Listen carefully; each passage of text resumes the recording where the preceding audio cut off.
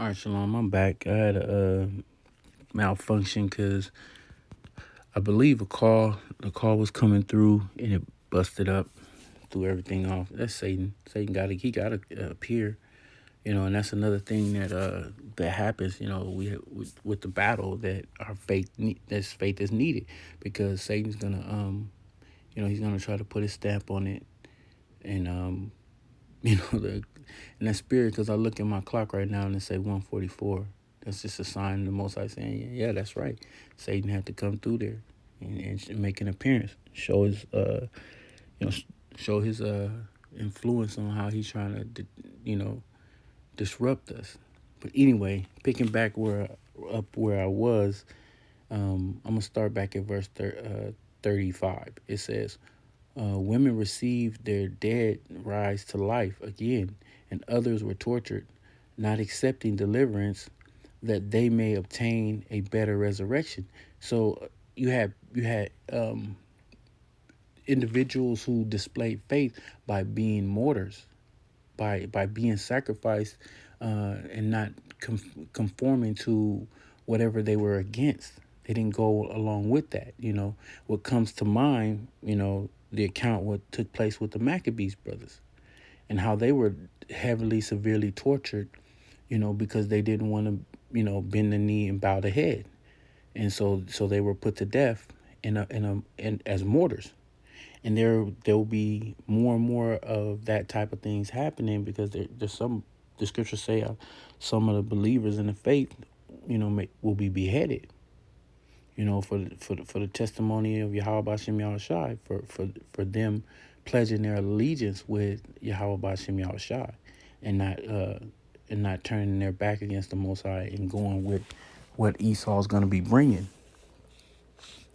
As verse 36, it says, and others had trials of cruel mocking and scourging, yea, moreover, of bonds and imprisonment. They were stoned, they were sawn asunder, were tempted, were slain with the sword. They wandered about in sheepskin and goatskin, being destitute, afflicted, tormented. These are all accounts of men of the Lord, and even some cases women that were with men of the Lord, or there were women this period that were getting slain. They had to go, you know, through these things and suffer these things. These are things that happen, because you have to understand that Yahweh Shai went through the worst cruelty known to man, that what he endured for our sins. And you had men that are aligned with him, those who are believers that are in this faith, the hopeful elect, are going to have to go through similar things because men of the Lord, ancient prophets went through these things, so we in these times, how much more will we have to go through in the last days where it's going to be worse than they ever had it. So you have to have unmovable faith. And if you're of Yahweh Bashem Yahushua, you will be given well enough faith to endure these things. Sometimes, my personally, just a personal testimony, I sit up and think about, the scriptures say meditate terror, and that terror doesn't always have to be on Esau or somebody else. You can meditate the terror that may come your way, things that you may face. Put yourself in a mind frame, in a state of mind that if this was happening to you, how do you feel you would hold up? That'll increase your praying. That'll make you pray harder. That'll make you beg the Most High. If the Most High gives you a vivid imagination to implement certain visions in your mind that you see happening to yourself, and to have the integrity with yourself to be real. Can I deal with that? I can't deal with that. Not without Yahweh Bashem Yahushai. He has to give me what I need to get through that. Some of the things are so horrific that the Most High allow me to vision and see. It's just the torturous things, and this is just me, just being aware of some of the things that Esau has, because the scriptures say we're not ignorant of Satan's devices. We know a lot of the torture methods and techniques that he have, and schemes that he have, and the different technology that he brings, that he knows that the Most High has given him. But there are probably things that go beyond my imagination of what he can contain. I mean, what he can, he contains, the things that he have. that he's going to unleash on people. And so some of the things that I think about, it can get to unbearable. It could be unbearable at times. Like I have to snap out of my vision. Like, oh, wait a minute, I gotta stop. Like that's enough. I can't keep going through. I can't keep thinking about this. And I put myself in that mind frame to so that I can envision how I know my pain threshold. I've dealt with enough pain, physical pain, to know what I can endure, and I've been able to endure all that's been brought before me. But sometimes when I think about some of these things, it just in my carnal flesh mind, we're in this flesh. I say to myself, "Damn man, can't nobody handle that." And it just gives you much more respect and love and reverence to Yahweh Shai for the things that he went through. It's like, man, the most I had to be with him. He had to be. It had to be Yahweh Shai. No other man. And when Yahweh Shai told Peter, "You're going to deny me 3 times," it was for Peter's own good because he couldn't sit in that seat. That seat was hot, and the only one that could sit in that seat was Yahweh Shai. He the only one that could endure that.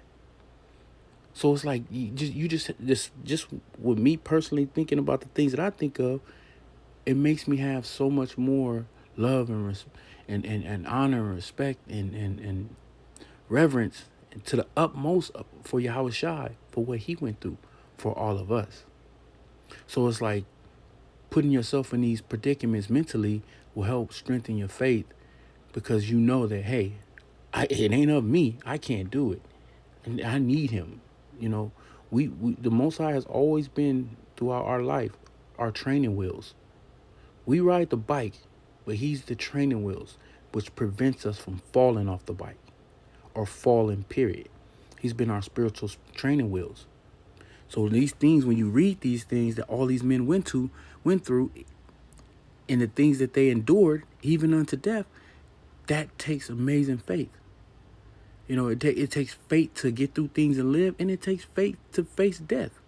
Because even though we have a full understanding of what it is, what death is, which is a transformation, we're in the flesh. And the flesh will try to make you feel like, oh no, I don't want that. I don't want that. But the faith and the spirit, the spirituality will have you endure it. So picking back at verse, that's just a quick testimony. So like if I went on too much, but verse 38, it says, of whom the world was worthy. But I'm gonna start at verse 37 again, just to drive it home. They were stoned, they were sawn asunder, were tempted, were slain with the sword. They wandered about in sheepskin and goatskin, meaning in a low state, being destitute, afflicted, tormented, of whom the world was not worthy. They wandered in deserts and in mountains and in dens and in caves of the earth. That would be your modern day off the grid. All these and these all have obtained a good report through faith, received not the promise. The Most High having provided some better things for us, that they without us should not be made perfect. So faith is it's a vital key component to your walk, to your commitment, to your diligence. You know, for you being steadfast in the faith, grounded, rooted, to endure. That's why we hit them streets every week and go out and push this truth, because we know that we're bonded to Yahweh Bashem Yahushua, and that's beautiful. We love it. So with that, I'm gonna bring this. This particular video will be a third edition or third part 3 to my stand fast in faith.